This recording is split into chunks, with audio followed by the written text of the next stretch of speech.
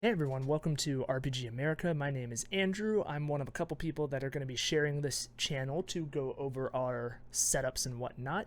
Today's rig rundown is going to be on my DMR setup in 308 Winchester with an AR-10 is the platform I've chosen for this one, as well as a chest rig by mainly Spiritus Systems, as well as a Savior Equipment range backpack to carry ammunition and all that stuff. So let's get right into the rifle.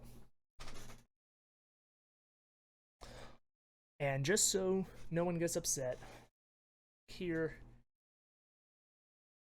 we see that. Okay, nice and clear. Okay, cool deal. Now, what I am going to start this with, and yes, my room is a mess.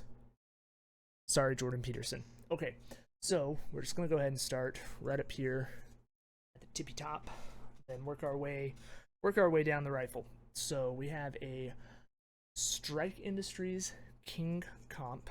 What I have here at the end, obviously 5/8 by 24 thread pattern, because that's what most 30 caliber barrels. I think they actually have to use that thread pattern. And yeah, so that's the compensator that I chose. It does a really good job of keeping the rifle nice and flat while I am shooting, so zero complaints there. Before we get to the handguard, I'm going to go ahead and mention the barrel is a stainless steel 20-inch barrel. And I will not be changing that out anytime soon. It's a really good barrel. Heavy, yes, but that also helps with mitigating even more recoil. So less recoil you can have, the better, because we can then shoot faster, more accurately, and all that sort of stuff. Next, we have the bipod, which is the UTG Leapers bipod. I'll see if I can just turn it like this. You are able to bring it down. If I can actually get a hold of it, it would help if I turn the correct way. I'm sort of backwards with it right now so that you guys can see it better. So it goes down like that, and then it can also, when you unscrew this little top thing here at the top, there we go. Stuff moved around just a little bit. So then it can also telescope out just like that. Then if I want it back, just press and hold on the little thumb tab, throw it back down. Easy peasy. Then tighten this up when it's at the position you want. And there you have it. That's the bipod. Works well, zero issues. Okay. Now this grip here, this is a just basic Magpul angled grip. I really like Magpul's grips and magazines. Those are the main things that I get from them. I do have one of the Magpul upgraded, I guess is what they call it, the ejection cover, or dust cover rather. Have one of those on one of my AR-15s. Not bad, not amazing. It's just another thing to not be steel, essentially. So yeah. And now, since I have the rifle here, decent spot still, let's talk about the handguard. The handguard is a low-profile DPMS handguard. So I can't recall off the top of my head what DPMS means. The handguard, I got it from a website called Total War Tactical. I waited till it was on sale, snagged it for $70 before shipping. It's currently $100. So $70 was a great price to pick this up on. For those of you that don't know, that have no idea about pricing of parts and stuff for guns, when they go on sale, you want to snag them, because one of two things happens. They either sell out, or they have it on sale and then it doesn't go on sale again for like another year, depending on the part sometimes. So snag that, and I haven't seen it on sale since. I check it out every once in a while just for funsies. And yeah, has mainly M-lock, as you can see, so everything stays nice and slim. Nothing juts out too much. Has a little bit of the Picatinny on the end, as well as quick disconnects for your sling, which the sling that I normally go with is the Onward Research sling, which I have. You can sort of see one trailing out over here from one of my other builds that I'll talk about in the future. So yeah, that's essentially chamber forward, what I've gone over so far.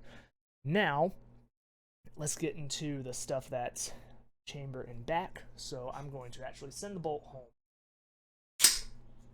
All right, so we have a nickel boron bolt carrier group. This did not come with this rifle. I bought it separately because it's easier to see things, to clean it, and also doesn't require lubrication as often, so if I'm at the range and I just forget my oil somehow, don't have to worry about keeping everything nice and lubricated, or at least not as often, so less of a worry there. And I'll go ahead, before we get to the fun stuff about the scope, take a close look here. Make sure I'm not about to hit anything. I have an extended charging handle latch right here. Right here. Reason being, it makes it just easier to quickly grab onto that if I need to do a quick reload or anything like that. Just makes it less of a hassle to get the gun ready and shooting, you know what I'm saying? Now, as for the things on this rifle that are original, so the actual upper, as well as the entirety of this lower receiver, including the stock and the grip, all that's original. The stock is the Magpul STR. It's my favorite stock for 308 and above calibers, or just intermediate rifle calibers, I guess they're called. Whatever the actual term is for it. That stuff that's over like 5.56 and all that. So really love that stock. It's nice and bulky, which again helps mitigate recoil. The less of that we have, the better. So now let's get into the more fun stuff.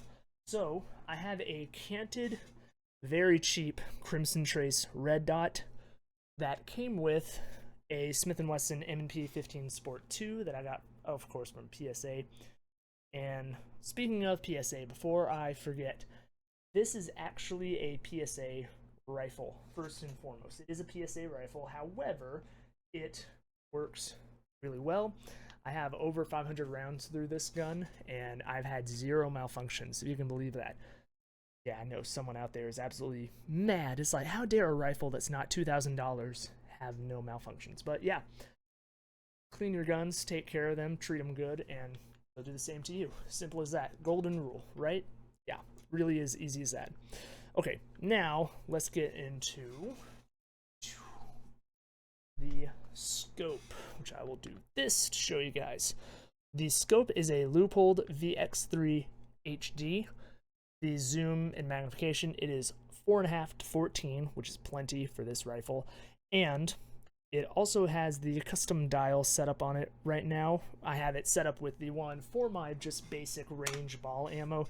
It'll work just as well with almost every other low to 308 though. But the problem is, like a fool, I set this up and zeroed it at 100 yards instead of at 200 yards. Again, like a fool. I was young and dumb. I was like 22 or something, or 23. But I was young and dumb, so now the plan is to go back, resight it, have it shooting about 2.2 inches high at 100 yards, and then at 200 yards it'll even out the cartridge once it gets farther down range. The optic mounts, they're both worn mounts because they work, and I believe I heard Jerry Michalek say that they were good ones, which is why I got them. And as you can see also, don't lose your lens covers. Hold on to them. The other thing that I have on mine that's not on other Leupolds, you'll notice that there's a little bit of electrical tape here. I have a anti-reflection lens cover on the front of this, just one less thing for people to be able to see. I don't have one on the red dot, so yeah, that's not good, not terrible. So yeah, might eventually get that to where it's set up to where it's got the anti-reflection on it. I probably should. But this rifle has several use cases. Obviously, number one is going to be for hunting deer, is what this rifle is what I made it for, which is why I don't have it set up for suppressors or anything like that. Very easily could just take off the compensator and then just throw on my Lahar 30K that I have on the gun that sits on my bed, that's a 300 blackout setup. We'll get into that again in another video. So yeah, now that I've wasted about 10 minutes of your time, is there anything else I'm missing? The gas block is adjustable, which I've not had to adjust it at all. It's pretty gassy right now, but I prefer that so that everything is running nice and hard and smooth, at least smooth for me. And trigger, again, trigger in here, it's just the original one that came with this PSA rifle. It's the PA-10. I got it for, I think, $820 before taxes, and it had free shipping at the time as well.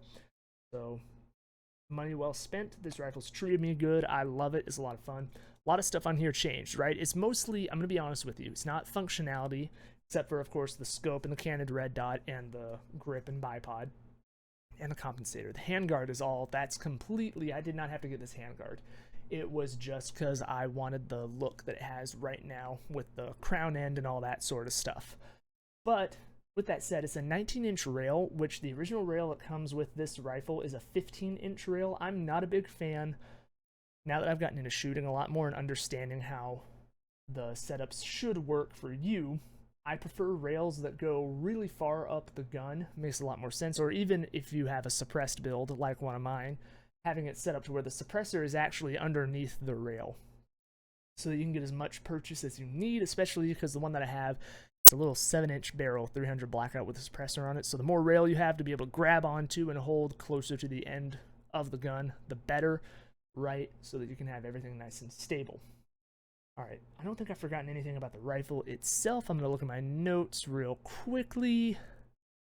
40mm tube on the loophole scope. And yeah, that's everything about the rifle. So let's move on to my chest rig that I chose for this setup. All right, so the chest rig that I went with is the Spiritus Systems Mark IV. I'm going to tell you every single little accessory that I have on here. It was not cheap to put together, but dadgum is it durable, my word. So let's take a look at this. I have of course, the Microfight Chassis Mark IV, which is the main part of this build. I also have the rifle magazine insert for these two 7.62x51 sized 308, the two 20-round magazines. I also have what's called the Fat Strap. I believe this is not the one that they have now. I think this one is a different generation or something, but it still has the little flaps up here for roping stuff through, that sort of thing, or running stuff through. Also have the back strap on here, and I have the Microfight full flap. This is the Mark II version, so that everything stays, like, let's say it's raining or something, and I don't want, what I have in here is a comm system, so it'll stay nice and dry. All right, and down here, this pouch that I'm sure everyone is eyeing, and most of you probably already know what it is, right? It's, of course, if I can get it to work, yeah, of course, I had to get one. Onward Research's SIMP pouch, Small Integrated Miscellaneous Pouch, I think is what it's called, something like that. But yeah, that is what I went with. And let's get into the actual gear that is in this bad boy. So first of all, 2 magazines, of course. So 2 magazines ready to go, fast as I can reload the gun. So that's the goal for that. When I say comms, I literally mean I like to listen to NOAA, or if we're using our range radios, be able to listen in on this. I've totally never transmitted on this ham radio, which is of course the Baofeng UV5R. You'll notice I don't have an antenna on this. I'm going to show you why. So first of all, keeps it much easier to keep in the rig itself. I have this extended wire for running through the rig into a backpack, extra battery, and also have this really big antenna, which I'm not going to unfold because it's a bit of a pain, but it's a good sized antenna. You run this to your pack, have the end of it, just the tip, ready to go and able to get a signal out or receive a signal. And yeah, so that's why there's no antenna on this. So if I were to actually get this set up, I can get it set up in, like, if I am actually rushing and trying, I can have it set up in about, I don't know, if I'm just going straight antenna to this, like 10 seconds, open everything up and just go. If I'm going this to the pack, so radio, then the lead wire, and then the antenna going into the pack, that takes me, closer to like 45 seconds, something like that. But it's still pretty quick, and that's just because I've practiced and gotten my time better with that, knowing how stuff is going to work. All right, I'll leave that out of there for now. Let's get into what's on the SIMP pouch. So we have, of course, tourniquet. Gotta have one. Preferably 4, but that's what I have on here. Also have 2 chem lights that burn super bright for the first 6 hours, and then they start to dim as time goes on, but hopefully I'll never have to use it. In the actual pouch itself, people are going to laugh at this because it is super dumb, but it'll make more sense because if I'm running this, I'm most likely going to have the pack with me as well, unless I really have to rush out and take this with me and I don't have time to grab the pack. But we have just, this is hard to see with the lighting that I have, but we have just a roll of gauze as well as athletic tape. This stuff, super useful. Go on Amazon and get it. It's really cheap, and I think you get like 7 rolls. 4 of them are this size, and then 3 are the other smaller, thinner size. That's plenty. I have some in black and some in camo. Just, why not? Okay, so now we're going to get into these pack of matches that I have. This is a watertight case. Has cotton up in the cap. It also has extras of these striking areas that you have. I can't remember what you actually call this. I guess the striking paper or something or other for the matches. It has extras of these because if this gets wet, you can then put on a new one that's dry and be able to still light your matches. Now, don't just throw that away. I believe, if I remember correctly, even though if it gets wet, you can still let it dry and then be able to use it again once it has dried out. So keep that in mind. Don't just unnecessarily throw stuff away. So that's everything that's on the rig itself. This is not a cost-effective rig. I'll tell you that right now. It's not cheap. It's expensive. You can go look up all the stuff that I mentioned for what each thing is, and you'll be like, wow, you spent that much money? Yes, I did. Most certainly did. But quality, okay? It's super comfy, which comfortability is really important. If you're having to walk around with a rig, even one as small as this is like maybe, I don't know, 5 to 7 pounds in weight, which doesn't sound like a lot, but if the straps are like a third of this size, like if they're like that thin, feels terrible. I'm going to tell you that right now. So you want good straps and everything for your rigs so that you can actually enjoy having this stuff on. Okay, so now that that's done, let's get into the pack. All right, I'm just going to set this pack in my lap because that's easier to do. So this is about 40 pounds right now with the amount of ammunition that I have in here. So what I have is 3 different types of ammunition, which we'll get into a little bit. All of them are meant to be zeroed at 200 yards. Really important because that makes it a lot easier to shoot later on if you're having to shoot beyond 200 yards. So let's start with the very back pouch, which, yes, that is a Task Force 69 patch. You read that correctly. Okay, so this is one thing I do not like about this bag. So this is the Savior Equipment range bag, I believe they used to call it, a range backpack. It is decent, does what it needs to do, but the newer one is a lot better, which I'll talk about. Probably, honestly, I'll make that probably the next rig rundown because that's the other one that's sort of similar to this, but made for a 5.56 build instead of a DMR 308 build. So let's get into what I have in here. I essentially have this set up with stuff that is extra, that some stuff I need like immediately. So this is one of 2 pairs of socks. One of them just fell out onto the floor, which is okay. The other thing I have in here, have wipes, okay? Especially if you're out in the woods for more than a day, it doesn't hurt to have them. All right, so the other thing I have is a plethora of various sized band-aids in one of the pouches that's inside of the actual bag, which you can see right here. The other thing that I have is, which has already been opened and used a little bit, trauma pack. Again, super useful.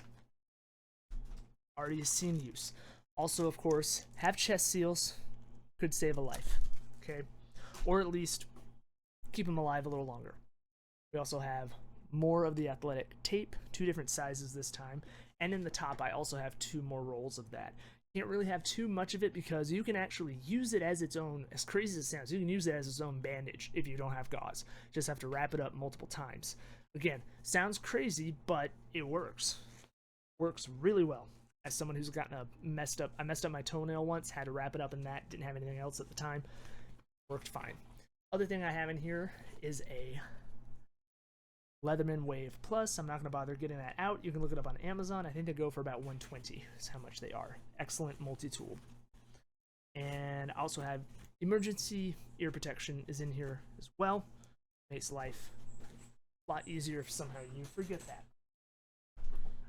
All right, next up. Emergency ear protection. So Doesn't hurt to have more than you think you're ever gonna need. Especially if you go, so those of you that have been to range days where there's like more than 5 people, someone forgets their ear protection. Someone does. Then if there's more than 10 people, you can be the awesome dude who has that. And I also, in addition to that, I have just a pack of the max, like, how many is in there? Yeah, 50 pairs of the foam earplugs. Throw one of those in your truck or your car, whatever you have. I have a car because I have to drive a ton. Gas is expensive, okay? Trump's not president right now. Here is the other sets of athletic tape that I have. Just 2 more of those. Can't have too much. So let's get into hydration. So this is just a super basic, I don't think it's a camel pack. I can't recall what the actual brand name of this is, but it had good reviews. It's just a basic bladder that you can throw in your backpack and then loop the mouthpiece out of the pack and have water just ready to go. But obviously don't just get any water, right? We want to make sure the water's clean. This is the 16-ounce bladder where you'd put your dirty water in here. Make sure you mark it, so if I ever have to use this, you're going to see a big old word that says dirty on it. And then the bladder will have the word clean. I also have a smattering of gauze pads, so these are... I apologize, the color correction is so bad. I'm trying to see if I can get this. Nope, refusing to cooperate. Okay, this is just a smattering of different sized gauze pads, 2x2, 3x3, and 4x4 inches, as well as another roll of gauze. Just up there, ready to go. I'm probably going to throw it into the back of the pack, actually. Other metal. So, those of you that have keen eyes probably already know what filter I'm going to have. Of course, same one that everyone recommends. Good old Sawyer. I'm actually going to look up for you guys right now, since I have my computer right in front of me. Let's see how many gallons the Sawyer filter is good for. And I will find this exact one. Yeah, so this is the one that I got. Of course, a lot of this stuff you can just get on Amazon and do that, because cheap, effective. Uh-oh. And looks like my internet's down. That's a little weird. Do something I hate to do. Not sure why that worked, but it did. Anyhow, this Sawyer filter is $25.78 on Amazon right now. And let's take a look at how many gallons this is good for. Filter rated up to 100,000 gallons. I have 2 of these. I'm buying a lot more. I might just go get only the filters. I don't need any of the other, like the bladder or anything. So this $25 kit comes with these 4 things I'm going to show you right now.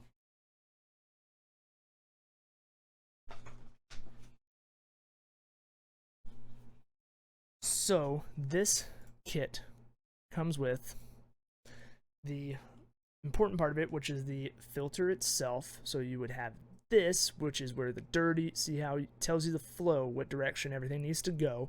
So you have the bladder, which is this one, that's 16 ounces. So we'll put this together really briefly.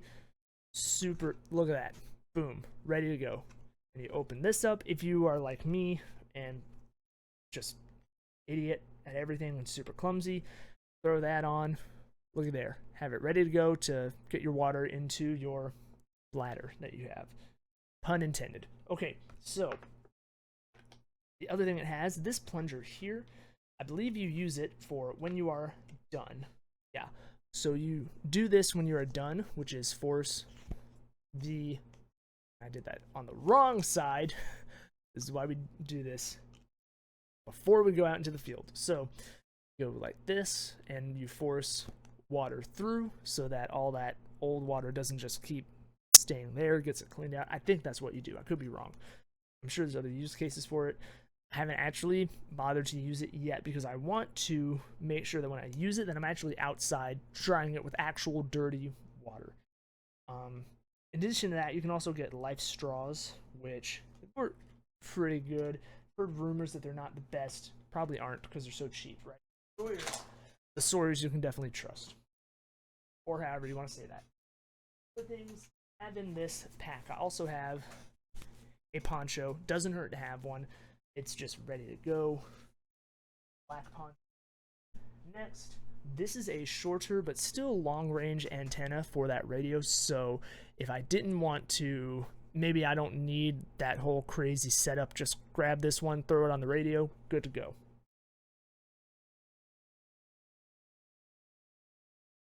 One more chem light. So 3 total for the full rig. Then, emergency, in case somehow the matches just aren't there. I do know how to use this. You can actually see that of course, this does not have autofocus, but I have used this some. I know how to start a fire this way. It's not fun. It sucks. Buy the matches is what I'm trying to say. So, the other thing that I have is a plethora of ammunition. I believe, minus the 3 magazines that aren't in this pack, I have 320 rounds of 308 packed away in here. 5 mags are already loaded. So let's get into the ammunition that I have. The first that I have is the Hornady 178 grain ELD-X, which is the main ones that I use, ready to go, because that's the highest quality bullet that I have that I'll pay for. You look it up, yes, it does cost that much a box, which is why I don't have a ton of it. I have 80 total rounds. The plan is to get it to 200 eventually. Work up to that, to have that as the main source of like, okay, here's my main ammunition. The second that I have, this is actually the majority of my 308, is this. It is Winchester's 180 grain soft point. The power point is what the name of it is. It's a deer round. I've heard it works better in bolt actions than in semi-autos, so one of 2 things is going to happen. I'm either going to get a semi-auto 308, which would be pretty cool, or I'm going to give it to my buddy who has a semi-automatic, who has a bolt action 308. And same thing, both of those rounds made to be zeroed at 200 yards, so when it comes out of the gun at 100 yards, it's going to go up, then drop back down to the 0 at 200 yards. Ballistics. Crazy stuff. Okay, the third ammunition type that I have, which I have in hex mags, so purposefully have it in different magazines than the Magpuls. These are the PMC X-Tac 147 grains Full Metal Jacket boat tails. It's basically, if I get down to these rounds in here, one of 2 things has happened. I'm really poor, even more poor, or 2, it's a really bad day and I've had to do a lot of shooting in a way that I didn't want to, so send me back up, please. So that's like, I'm not a Full Metal Jacket fan. That stuff works really well, but I only like Full Metal Jacket at the range because it's cheaper. I don't like for it to be the main thing that I use, because hollow points just get the job done better, make a much more violent and effective wound channel, which is what you want, right? Especially when hunting. A lot of people say that, oh, why are you hunting a deer with a 300 Winchester? It's like, well, you can't really have overkill because you want to put the animal down like that, right? That should be the main goal for those of you that hunt. The goal is not to make an animal suffer. I saw a video recently of these absolute tards just like bow hunting an elk, and they shot it in the leg like 2 or 3 different times, or even worse, they like ended up shooting it in the lung and then it had to essentially just drown to death. So yeah, don't be stupid. Use a gun on an elk. Unless you're Joe Rogan and you have time to practice that, which, let's be honest, none of us have that sort of time. If you do, congrats though, for those of you that are actual hunters that know what you're doing. Alright, now I hear my little nieces and nephews running around, so I'm going to bring this video to an end right at the 30-minute mark for me. It's probably going to be a little bit shorter for y'all. I'll have a few cuts. Next video is going to be on my other PSA, one of my other PSA weapons, and we'll get into the specifics of 5.56 and why I prefer green tip over other ammunition. It's going to probably upset a lot of people, but I am not an expert. Let me make that very clear. I'm not an expert. I do music for a living, if you can believe that. I play piano mainly, is what I do, #1, for a living, and teach piano lessons. That's my main job in life. So I'm no weapons expert. I have 0 military background. I just think guns are cool and they're a lot of fun. So, with that said, Hope you enjoyed the video. Subscribe if you are wanting to see more. Drop a like if you enjoyed. And I'm out.